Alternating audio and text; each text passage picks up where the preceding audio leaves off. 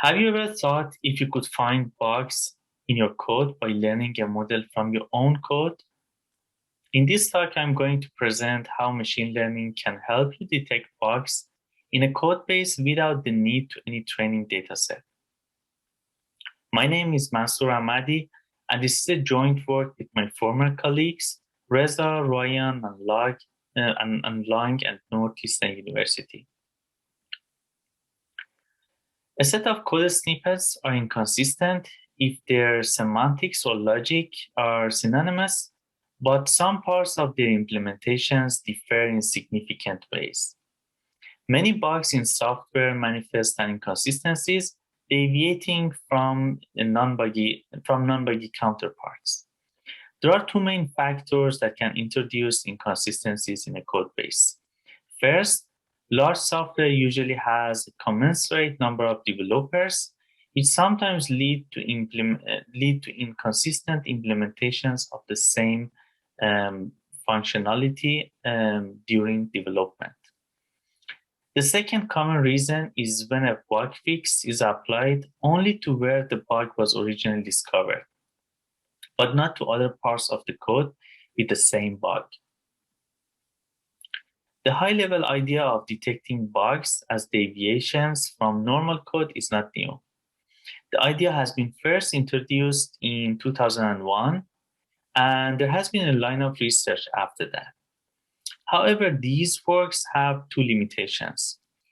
First, they were designed to detect only specific types of inconsistencies, such as those related to API usage or sanity checks, and they cannot be easily extended to detect inconsistencies or bugs in a type-agnostic fashion. Second, the prior approaches heavily rely on majority voting to determine inconsistencies. Because of the limitation in the code construct definitions. We propose a generic approach called FICS to detect inconsistency-induced bugs, regardless of inconsistency types. Moreover, our graph-based definition of code constructs carries additional context information, which captures one-to-one inconsistencies. This figure shows the high-level workflow of FICS. It starts by extracting code snippets from a given code base. It then performs a two-step clustering method, which first groups functionally similar parts of the code, and then detects deviations or inconsistencies among them. Finally, the detected inconsistencies are presented to human analysts for bug triage. There are two principal challenges that need to be solved in our design. First, finding a proper code granularity to effectively capture functionalities and inconsistencies, and second, making the approach scalable to handle large code bases. To address the challenges, we started with program dependence graph representation, as it's the most semantically comprehensive among the common program representations. We omit control dependency edges, as data dependencies alone are good enough to capture the root cause of a wide range of bugs.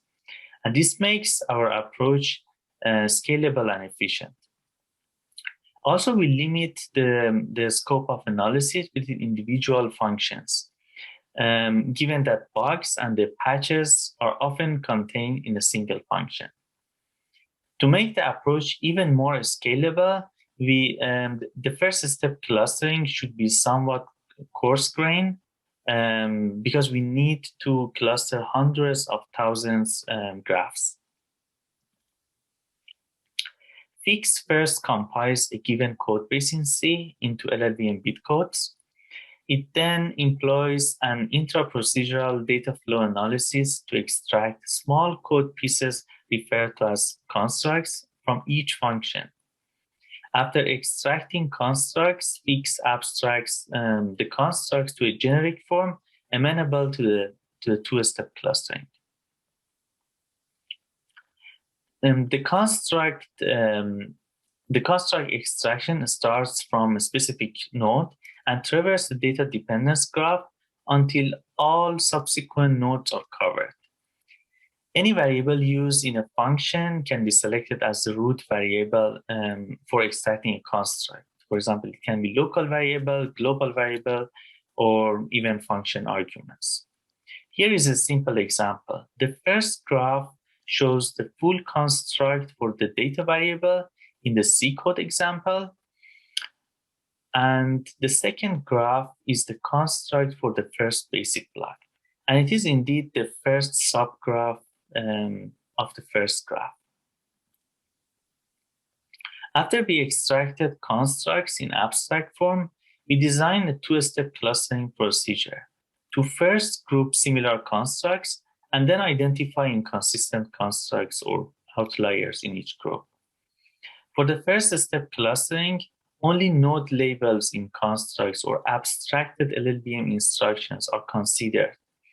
And each construct is embedded into a node vector where the index is the instruction ID and the value is the number of times the instruction appears in the graph. To quantify the similarity between pair of constructs, we calculate the cosine similarity between their corresponding bag of nodes and bag of node embeddings. After computing cosine similarity for each pair of constructs, we feed the pairwise similarity scores into the clustering algorithm. Here is an example of the stack-based buffer overflow when the check on data is missing. The cosine similarity between the buggy and correct constructs is calculated based on the bag of node embeddings.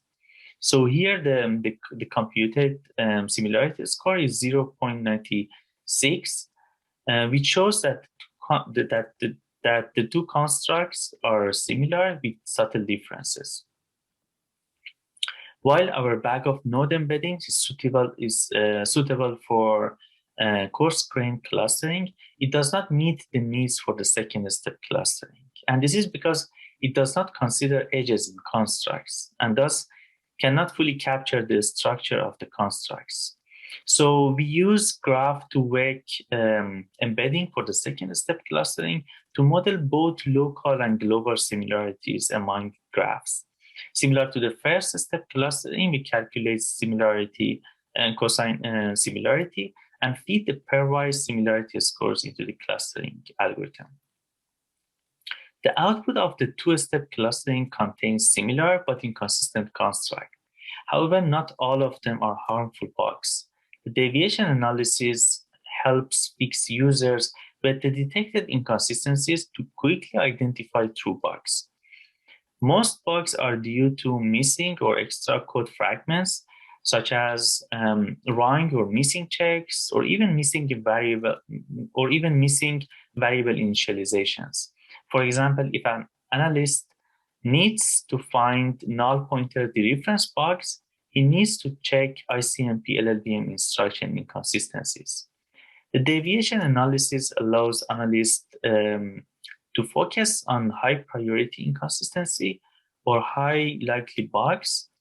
The filtering step, on the other hand, removes the inconsistencies that are redundant or likely false.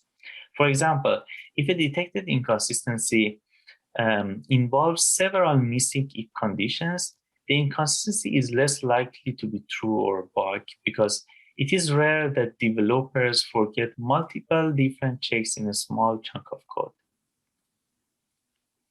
We evaluated FICS on 5 real code bases. The experiment examined if FICS can find previously unknown inconsistency-induced bugs in both small and large code bases. FICS reported a total number of 1,800-ish code inconsistencies.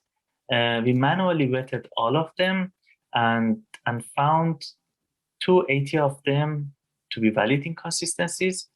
Among them, 95 are code smells and 121 are potential bugs. We have reported 36 of them to original developers and received 22 confirmations. The manual vetting effort is not as heavy as required to validate results from many other static analyzers. The ease of manual manual validation of FICS reports is largely due to the presence of both consistent and inconsistent constructs and the highlighted differences. Also, we compare FICS with three related bug detectors: API SAN, LR-SAN, and CRIX. We use the 22 confirmed developer confirmed bugs as the ground truth and apply the three detectors to the code bases. API SAN produced more than 18,000 reports and found 4 of them. LR-SAN and CRIX each found only one of the 22 bugs, but they are really fast and they reported much fewer cases. To summarize, FICS is the first inconsistency generic ML-based bug detection system that learns from the to-be-checked code base and identifies code inconsistencies. Our approach does not require external data sets for training and is not limited to certain types of bugs. We applied FICS to 5 popular well-tested open source projects and found 22 previously unknown bugs. There are a couple of limitations. If the size of the code base is too small or the bugs are one-liners, it is less likely that the FICS can find them.